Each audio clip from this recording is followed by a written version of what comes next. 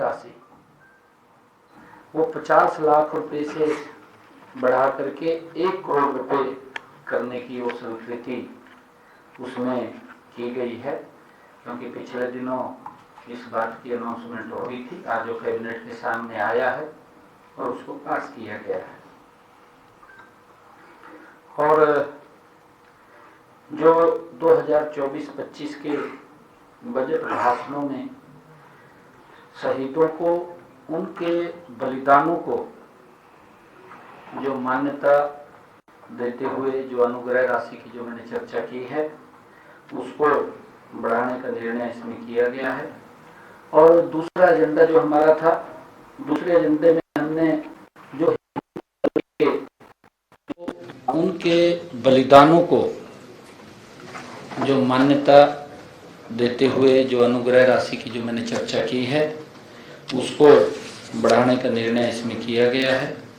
और दूसरा एजेंडा जो हमारा था, दूसरे एजेंडे में हमने जो हिंदी आंदोलन के 1957 के मातृभाषा सत्याग्रहियों के लिए जो मासिक पेंशन थी वो 15,000 रुपये थी, उसको बढ़ा करके 20,000 रुपये करने का निर्णय किया है। ये भी मंत्रिमंडल के अंदर आज चर्चा होकर के उसको पास किया गया है। और तीसरा विषय जो शहीदों के आश्रितों के लिए सहायता का विषय था। हरियाणा के जो शहीद सब इंस्पेक्टर श्री जय भगवान की पत्नी कमलेश शर्मा को, क्योंकि जो शहीद हुए हैं, क्योंकि एक्ट में भी प्रावधान है कि उसको गांव, अगर उसके पास रहने के लिए ज़मीन नहीं है, मकान के लिए ज़मीन नहीं है, तो गांव उसको ज़मीन दे सकता है श्यामलात भूमि से। ऐसा 100 गज का प्लाट जो कमलेश शर्मा है, उसको श्यामलात भूमि से 200 गज का एक प्लॉट देने का निर्णय वो किया गया है। यह बल्लभगढ़ ब्लॉक के हरिपुरा के हीरापुर के निवासी हैं। वो 12 दिसंबर 1995 को आतंकवाद विरोधी अभियान के दौरान उन्होंने अपने प्राणों की आहुति दी थी। दयालु योजना में भी हमने कुछ बदलाव किया है, जिसमें मुख्यमंत्री परिवार समृद्धि योजना को चलाने के लिए SOP को मंजूरी दी है।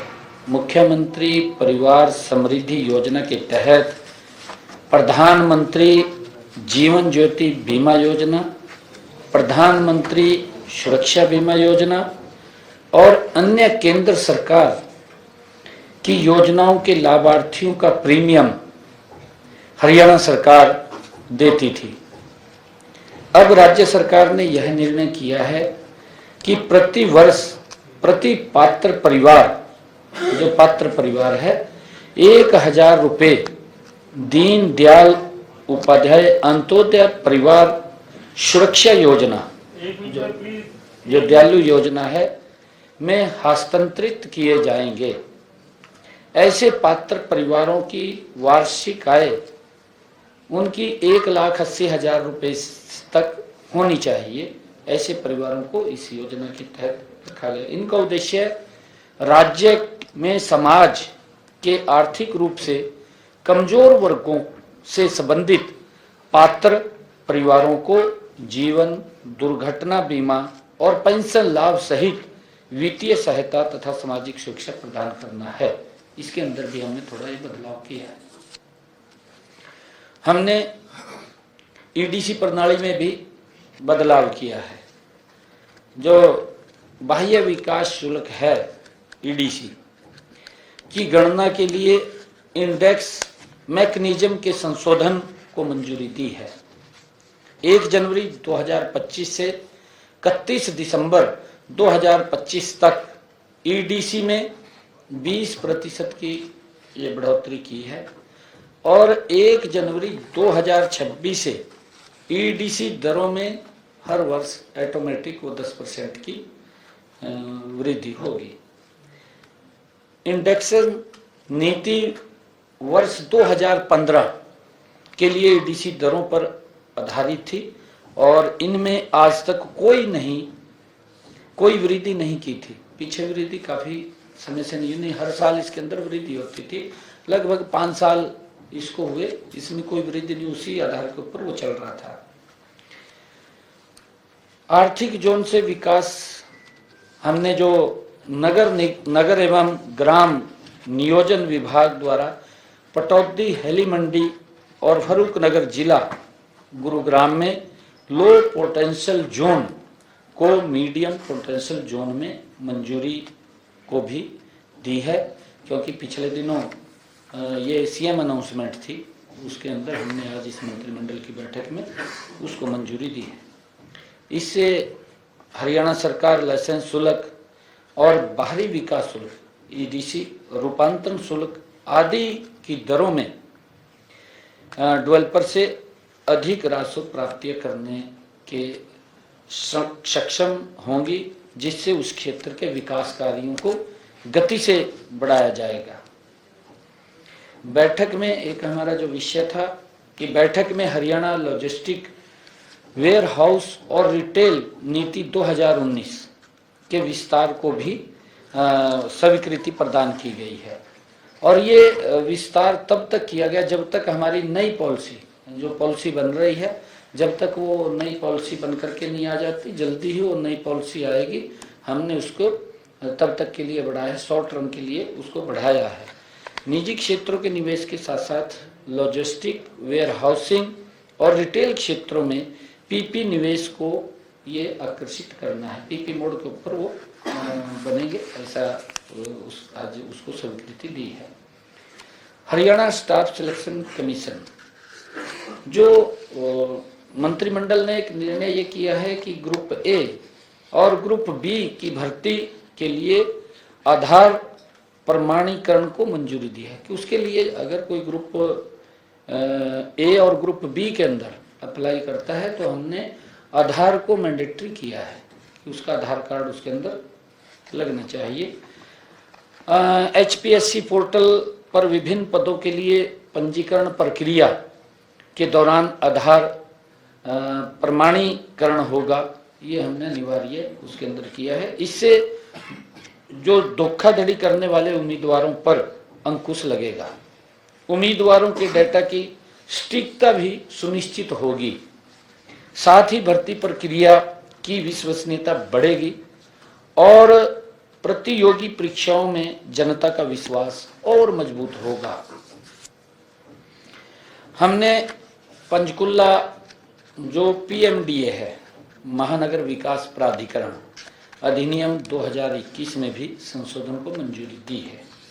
हरियाणा कैपिटल पेरीफेरी एक्ट 1957 का उल्लेख अब पीएमडीए एक्ट में किया है। इसी प्रकार कालका नगर परिषद का उल्लेख किया गया है। पंचकुला महानगर विकास प्राधिकरण की स्थापना पीएमडीए अधिनियम 2021 के तहत की गई है, जिसका उद्देश्य पंचकुला महानगर क्षेत्र में निरंतर, सतत और संतुलित विकास को बढ़ावा देना है। हमने मंत्रिमंडल की बैठक में यह भी निर्णय किया है कि मानव संसाधन प्रबंधन प्रणाली HRMS प्रशासन नीति 2024 के प्रारूप को भी मंजूरी दी है। कर्मचारियों से सेवा रिकॉर्ड को HRMS में शामिल किया गया है। कर्मचारियों के सर्विस संबंधी डेटा को बनाए रखने तथा उससे उनके हित में निर्णय लेने के लिए भी सभी जानकारियां एक ही जगह उपलब्ध होंगी। जो HRMS को हमने आज मंजूरी दी है, क्योंकि इस विभाग के पास ये डाटा तो था कि इतने कर्मचारी लगे हुए हैं, परंतु ये डाटा नहीं था कि जो रिटायर हो गए हैं या वो डाटा उनके पास नहीं आता था, क्योंकि अब ये जानकारी भी इसके पास आएगी और HRMS के माध्यम से ही किस विभाग में कितनी पोस्ट खाली हैं उसकी सिलेक्शन की, चाहे HPSC को भेजना है और चाहे HSSC को भेजना है, तो इसके माध्यम से उसको भेजने का काम करेंगे। आज उसको भी और आगे बढ़ाने का वो निर्णय किया गया, उसको बढ़ाने का काम किया गया है। और हमने एक और मंत्रिमंडल में जो हमारे हरियाणा के अनुबंधित कर्मचारी थे, सेवा सुरक्षा अधिनियम 2024 में संशोधन करने की भी मंजूरी उसमें प्रदान की गई है। अब संशोधन में, क्योंकि उसके अंदर ये लिखा हुआ था कि कैलेंडर ईयर लिखा हुआ था, उसको हम संशोधित किया है कि कैलेंडर ईयर नहीं, उसने एक साल में 240 दिन सैलरी ली हो, पेमेंट ली हो, उसके स्थान के ऊपर हमने कॉन्ट्रैक्ट सर्विस के 1 वर्ष की अवधि के दौरान वो उसको शामिल किया है। यह निर्णय जो अनुबंध आधार पर लगे कर्मचारियों के अनुरोध पर सरकार ने किया है। लगभग ये फैसले हमने लिए हैं और आज बैठक में पिछले 2 दिनों से हो रही बारिश व ओलावृष्टि को लेकर भी चर्चा की गई है, जिसमें फसलों के हुए नुकसान के संबंध में मंत्रिमंडल के सदस्यों ने चिंता व्यक्त की है। प्रारंभिक आंकलन में तोशाम, भवानीखेड़ा, लोहारू, फतेहाबाद, रतिया, भट्टूकला, नारनौंद, हांसी, महेंद्रगढ़, कनीना, हथीन, बावल क्षेत्रों में बारिश व ओलावृष्टि से फसलों को नुकसान की संभावना है। सभी उपायुक्तों को इस संबंध में जल्द से जल्द रिपोर्ट प्रस्तुत करने के निर्देश भी दिए गए हैं। नुकसान का आंकलन के लिए ई क्षतिपूर्ति पोर्टल खोला जाएगा। आज ये भी इसके ऊपर चर्चा हुई है और चर्चा होकर के जो पिछले दिनों बरसात हो रही थी उसको लेकर के भी पोर्टल की खोला जाएगा। आज के हमारे ये इतने विषय थे। आप सबका बहुत बहुत धन्यवाद। सीईटी में कोई संशोधन किए हैं जो सीईटी में हुआ है, जो तक बच्चों को लग रहा था नीति 31 दिसंबर तक हमने हाई कोर्ट में कहा सरकार ने कि हम सीईटी करा देंगे। सीईटी अभी तक एक बार ही हुआ है, तो क्या सीईटी में कोई संशोधन हुआ है? हाँ बिल्कुल, उसके ऊपर भी चर्चा हुई है। शायद आप बता देंगे, फैसला हो गया है? फैसला हो गया है, बैठक में, मंत्रिमंडल की बैठक में फैसला हुआ है और उसको जल्दी ही, क्योंकि ग्रुप सी और डी पदों की भर्ती के लिए सामान्य पात्रता परीक्षा सीईटी शुरू की थी। समाज शिक्षण पद, भूतपूर्व अग्निवीर और ग्रुप डी के पद शामिल नहीं होंगे, जिनके लिए न्यूनतम शैक्षणिक योग्यता हरियाणा ग्रुप डी कर्मचारी अधिनियम 2018 के तहत मैट्रिकुलेशन से कम है। और इसका जल्दी ही हमने उसको आज इसके अंदर लेकर के आए हैं और जल्दी ही इसका, इसमें कोई 4 गुना था, पहले बच्चों को बनाओ तो 10 गुना करना था, 8 गुना। हाँ, उसको भी हमने लेकर के निर्णय किया है कि जो पहले ये 4 गुना बुलाते थे, अब उसको 10 गुना बुलाएंगे। ये हाँ, ये भी निर्णय किया। ये निर्णय भी उसके अंदर किया गया। सीईटी के अंदर जो इंटरव्यूज के लिए हम 4 गुना बच्चों को बुलाते थे, अब पेपर के लिए अब 10 गुना बच्चों को उसके अंदर बुलाएंगे और जल्दी ही सीईटी का परीक्षा भी होगी। और हरियाणा कौशल रोजगार निगम की पॉलिसी में भी बदलाव हुआ है, वो मैंने बता दिया आपको। वो डिफर किया हरियाणा कौशल रोजगार नहीं, उसको डेफर किया, एक को डेफर किया ना, मैंने बताया 30 इसके अंदर हमने एक को डेफर किया। वो उसके अंदर कुछ और अमेंडमेंट की जरूरत थी। प्रेस नोट भेजा है। हाँ, उसके अंदर हमने उसको डेफर किया है। मुख्यमंत्री जी, आपने बताया कि जो नुकसान हुआ है बारिश और ओलावृष्टि से, उसकी डेडलाइन भी रखी गई है कि कब तक रिपोर्ट जो है वो सबमिट करेंगे? वो जिस दिन इसका हमारा ई क्षतिपूर्ति पोर्टल खुलेगा तो उसकी डेट भी आ जाएगी। अभी हमने खोलने के आदेश दिए हैं। ये अभी क्योंकि आज मंत्रिमंडल ने शोक जताया है पूर्व प्रधानमंत्री और पूर्व सीएम के बारे में। अभी क्योंकि शोक प्रस्ताव वैसे 7 दिन का शोक है। अभी हरियाणा में तो कोई ऐसी योजना या उनके जो प्रधानमंत्री तो बड़े देश के रहे हैं, तो हरियाणा में तो कोई ऐसी उनके नाम पे या कोई और नामकरण करना कुछ किसी प्रोजेक्ट का, किसी भवन का, ऐसे तो कोई विचार में नहीं है। वो आपको बताएंगे बाद में। अगर कुछ करना होगा तो। नहीं, आपकी जिज्ञासा है, आपको बताए के बाद। मुख्यमंत्री जी, शिक्षा विभाग के अंदर जिस तरीके से जो आरोही मॉडल स्कूल के कर्मचारी हैं उनको बीते 3 महीनों से वेतन जो है वो नहीं मिला है, उसको लेकर वो लगातार पत्राचार कर रहे हैं, लेकिन उनकी कोई सुनवाई जो है वो नहीं हो रही। नहीं, वो देखिए, ऐसा कहीं उसके ऊपर अगर उनका कोई ऐसा समस्या है वो अधिकारियों को बोल करके उसको पूरा करवाएंगे। Thank you.